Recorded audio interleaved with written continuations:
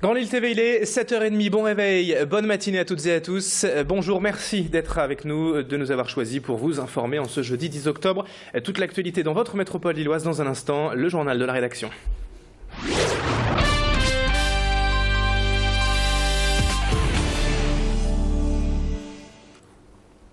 Et à la une de cette édition, tout d'abord, ce matin, on revient en images sur la venue hier à Lille devant les étudiants de l'EDEC d'Alain Juppé. L'ancien Premier ministre est venu animer une conférence pour tenter de répondre à une question vers la fin de l'histoire, car les scènes politiques nationales et internationales sont aujourd'hui profondément affectées par plusieurs thèmes brûlants dans l'actualité et qui ne rassurent pas les prochaines générations quant à leur avenir dans la société. Alain Juppé a donc souhaité délivrer un message de confiance pour dire aux étudiants de ne pas avoir peur, de ne pas regarder le passé, mais de bien préparer l'avenir et aussi les convaincre de la place importante de l'Europe dans l'avenir de la France. L'auditorium de l'EDEC était plein hier soir pour l'occasion et Adélaïde Bollard a rencontré l'ancien Premier ministre Alain Juppé que l'on écoute quant à ses objectifs pour l'avenir. Continuer à défendre nos valeurs, c'est important, la démocratie, les droits de l'homme et notamment l'égalité entre les hommes et les femmes. C'est une responsabilité que nous avons en Europe et bien au-delà sur la planète. Ensuite, sauver l'Europe, parce que je crois qu'aujourd'hui elle est menacée d'un péril mortel. Et puis enfin dans tout ça, il faut que la France soit forte, parce que l'Europe ne progressera sur la base de l'entente franco-allemande que si la France est capable de se réformer, de s'adapter, non pas à une crise, parce qu'il ne s'agit pas d'une crise, mais à un monde nouveau qui a profondément changé, qui va continuer à changer. Il faut que nous soyons de ce monde-là et pas du monde d'hier. L'actualité en bref dans ce journal est un véritable drame en plein centre-ville de Lille. Hier soir, rue Masséna, vers 18h, un homme s'est immolé par le feu dans son appartement avant de se jeter du 3e étage dans la rue. Plusieurs témoins ont assisté à cette terrible scène en tentant d'abord de porter secours à la victime. Mais malgré l'intervention des pompiers, cet homme n'a pu être réanimé et il est décédé sur place. Selon les premiers éléments de l'enquête, il s'agirait bien d'un suicide. Mais toutes les personnes présentes au moment du drame ont été fortement choquées par ce drame, par l'événement hier soir. Au chapitre justice, notez la condamnation hier d'un homme de 65 ans au tribunal correctionnel de Lille, un ressortissant congolais qui résiderait en Belgique, accusé d'avoir dérobé près de 120 000 € depuis plusieurs mois, en chèques et surtout en liquide dans les boîtes aux lettres d'une vingtaine de banques de la métropole lilloise. Sa technique était simple mais bien rodée grâce à un fil de canne à pêche, d'une petite plaque métallique et de ruban adhésif double face. Il parvenait simplement à ramener à lui l'argent liquide ou les chèques dans les boîtes à lettres. Il a été interpellé en flagrant délit par les gendarmes au début du mois d'octobre et illustre tout de même une faille dans la sécurité des banques qui devrait être prochainement réparée. Explication à ce sujet avec le chef de la commission de sûreté du Nord, joint par téléphone hier par Chloé Viramblewski. Assez logiquement, on se demande s'il est prudent à l'avenir de déposer des enveloppes dans les agences bancaires.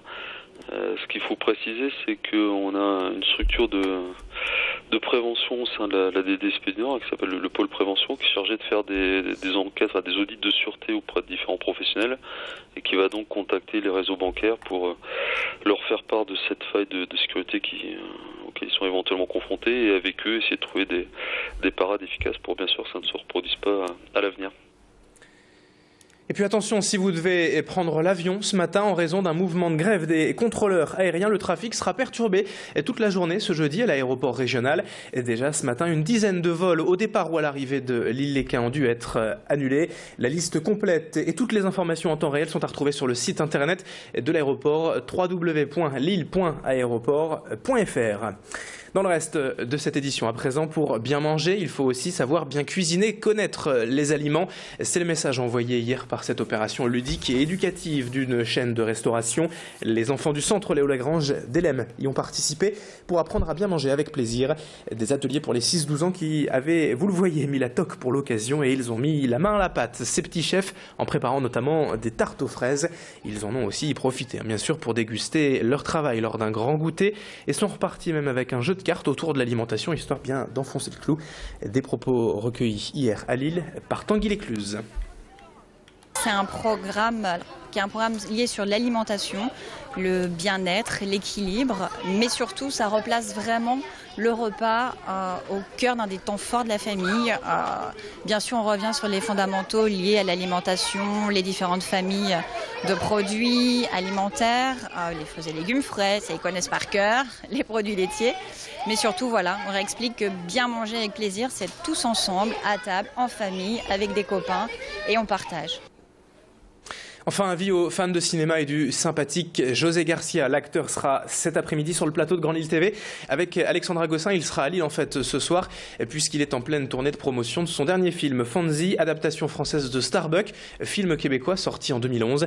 Et José Garcia y joue un quarantenaire immature ayant donné son sperme des centaines de fois dans sa jeunesse et qui, alors même que sa compagne tombe enceinte, se retrouve face à la volonté de 142 de ses enfants souhaitant connaître l'identité de leur père. Une histoire drôle, surtout pleine d'émotions, qu'il évoquera tout à l'heure sur Grand Lille TV. En attendant, voici un extrait de la bande-annonce.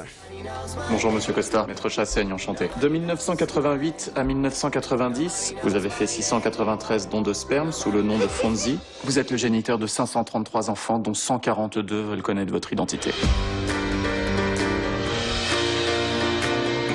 Tu sais que c'est le rêve de tout avocat de plaider une affaire aussi significative.